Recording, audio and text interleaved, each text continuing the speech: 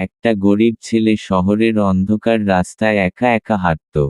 তার জীবনে ছিল অনেক কষ্ট আর না পাওয়ার গল্প।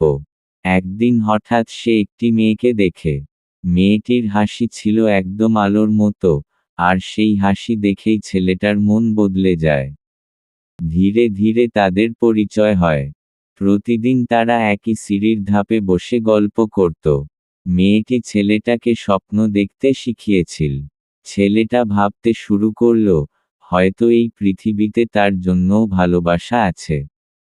কিন্তু একদিন হঠাৎ মেয়েটি দূরে চলে যায়। কোনো কথা না বলেই হারিয়ে যায় তার জীবন থেকে। ছেলেটা প্রতিদিন সেই পুরনো সিঁড়িতে গিয়ে দাঁড়ায়, অপেক্ষা করে আবার হয়তো মেয়েটি ফিরে আসবে।